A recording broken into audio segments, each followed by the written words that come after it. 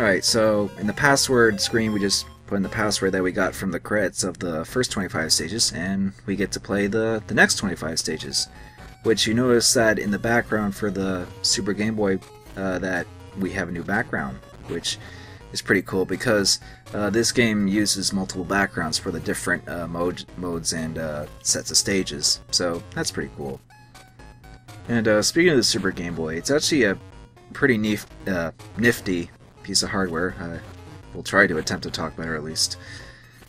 In that it actually, for a lot of Game Boy games, it does utilize some functionality for the Super Nintendo to make use of its the multiple color palettes and several of the features and hardware too. Because excuse me, because most of the games just use multiple borders or custom borders or palettes, just like what you see here. But then there are games that actually use the Super Nintendo's sound capabilities to have custom sound and music. I think one example is the Donkey Kong Game Boy game, because I remember that being advertised along with the Super Game Boy on TV, because that had borders, and I think it made use of the Super Nintendo sound by having custom sounds and stuff. So that's pretty cool. Another thing that was actually, pretty interesting for the Super Game Boy is that there are actually some games that actually use the two-player Super Nintendo controllers. Like you can use, for example, Mortal Kombat and Killer Instinct, the Game Boy versions of those. You can actually use the Super Nintendo's two players to play a two-player game without the use of a link cable. So that's actually pretty handy. That way you don't need another copy and another Game Boy to play a two-player game, well, at least with those that are compatible, at least. Though what's interesting is that in Japan, they actually did release a Super Game Boy 2 that actually had like a link cable out, like had a link out. So that way, games that aren't compatible with the Super Nintendo two-player controllers can just link them like that. But that, of course, only came out in Japan, and even then, it didn't play Game Boy Color only games, despite it coming out in like '98 over there. And when I say Game Boy Color, I mean, of course, the clear Game Boy only color games, because the Super Game Boy can play black Game Boy Color games, because those can play on both, Game Boy Color and regular Game Boy. But if you play a black, most black most black Game Boy games, I should say, are compatible with the Super Game Boy and can use make use of the color palettes and stuff. So that's pretty cool. And the link cable thing kind of reminds me of the Game Boy Player, which is the Game Boy Advance game, being able to play Game Boy Advance games on the TV. And I think, yeah, it could also play regular Game Boy and Game Boy Color games as well. So essentially, it's the only way to directly capture Game Boy Color only and Game Boy Advance games. Though when it comes to like just regular Game Boys like this, I just tend to use the Super Game Boy, especially if it's a game like this that make use of the custom borders or Super Game Boy capabilities, stuff like that. Otherwise, I would just, but for Game Boy Color only and Game Boy Advance, I use the Game Boy Player. But anyway, going back to with the Game Boy Player, it does use a link out, which is how I was able to do the e-reader transfer stuff in my old e-reader review.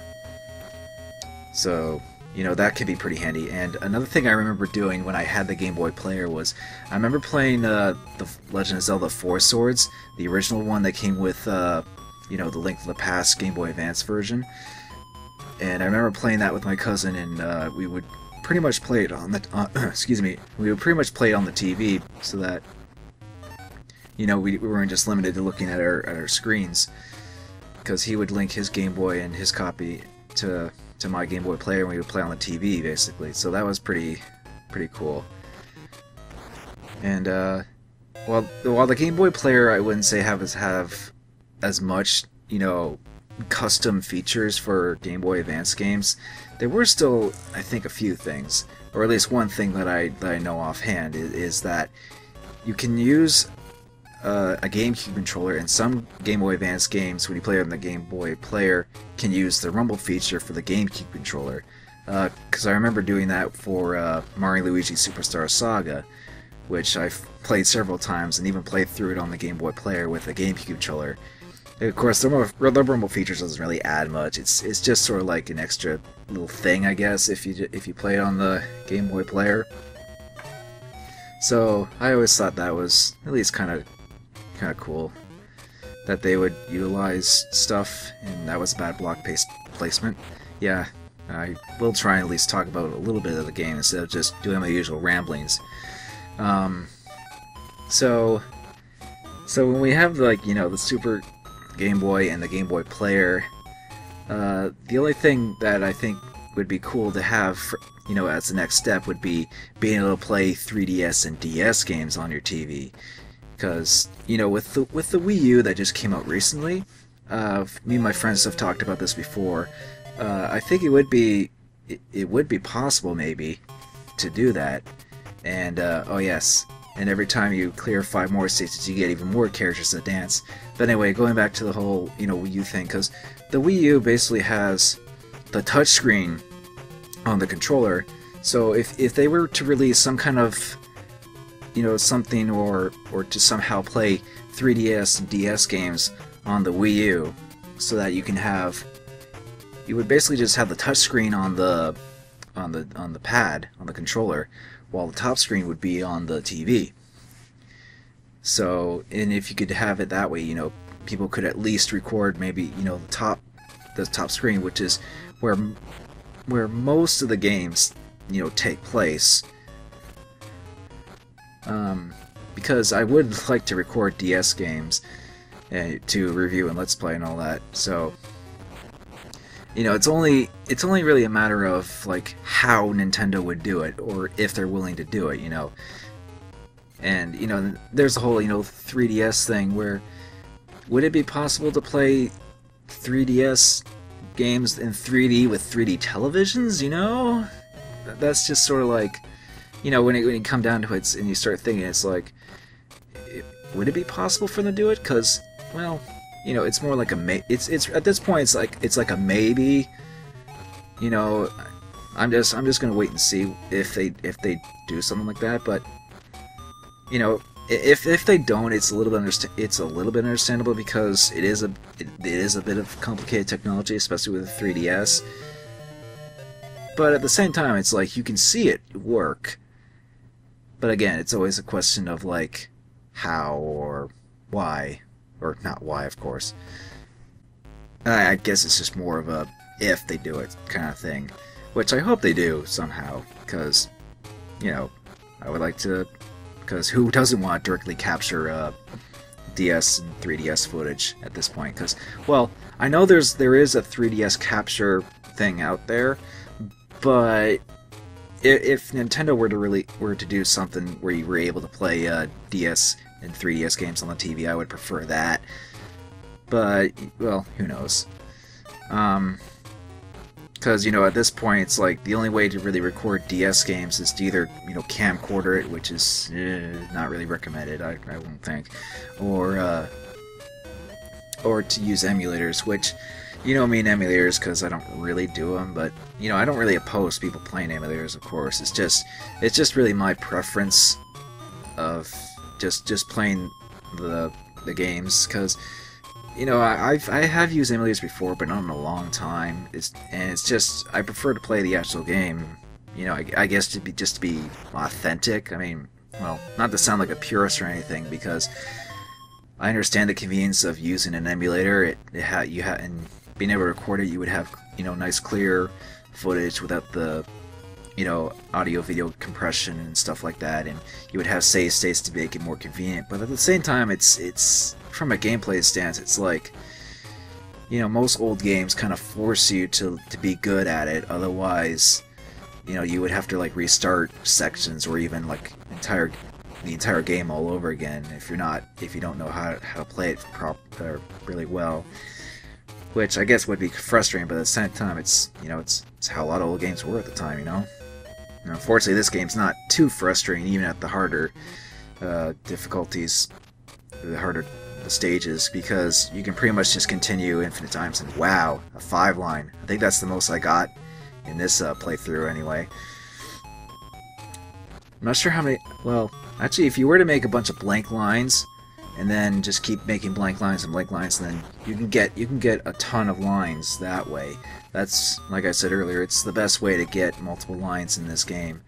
Trying to just make a bunch of multiple blank lines and then just stack them up, basically.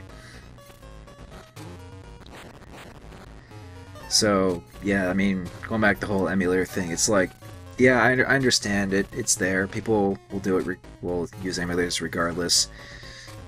You know, whether or not they have the game or not, or even just to record or let's play or whatever, because it's easy, it's convenient. But with me, I just prefer to just do it the old-fashioned way, I guess, and directly capture it and all that stuff. So, yeah. You know, the custom backgrounds in this game don't really correspond with the game now that I think about it. You know, like, what is this? A bunch of, like, purple... I forget the name of the plant. Ivory? Yeah, I don't know. Because, yeah, when I think of Tetris Blast, I think of, like, a moonlight ivory field. And, yeah. I think the last one was, like, a sunset thing, and there's one other background for, like, the fight mode, which, you know, we'll get into once I'm done with finishing these stages, which is pretty much just doesn't really correspond to what's going on. But I guess for just, you know, just a simple puzzle game, it's just like, whatever. They're nice, at least. They're nice, and, you know, there's multiple backgrounds, so at least it's something, you know, and not just some, you know, not just using a generic blank background, or one of the custom backgrounds you get with when you play just most of the older regular Game Boy Advance games, because you know, if you play a Game Boy game before the Super Game Boy came out, you know, you're pretty much just limited to, like, the preset custom backgrounds you can choose, or you can even draw one. And by draw, I mean, of course, you know, trying to use the D-pad to draw, which is always fun to try and do. And of course, you can switch between, like, a limited color palette, though you can only, like, change, like, between, like, 4 colors. So it's actually more limited than the Game Boy Color. Well, of course, because the Game Boy Color came out after this, so.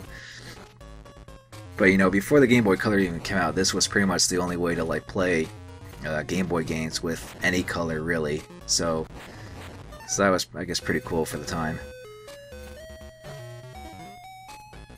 And it's not like the Super Game Boy is even that hard to find. Actually, the Game Boy Player, I think, is more difficult to find, because you need the thing to attach to the bottom of the GameCube and the disc. I have found a Game Boy Player in a pawn shop once, but it didn't come with the discs, and I was just like, because I know my one friend, Well Unreal 007, really wants a Game Boy Player to play to you know, record and show off Game Boy Game Boy Advance games. And woo, that was a good drop there. So yeah, then Super Game Boy I found at a pawn shop. You know, they're relatively easy to find, I think. So yeah, if you want a, you know, good way to record Game Boy games like this, so, or you can just get a Game Boy Player and just do that. Well, but the Super Game Boy, you know, you have stuff like this, you know, with the backgrounds and stuff, and with the Game Boy camera and other games too. And so yeah, I don't know. It's really up to you, really, which you prefer to use. And so with this second little dance, that's the end of this part, and we'll see you in the next one.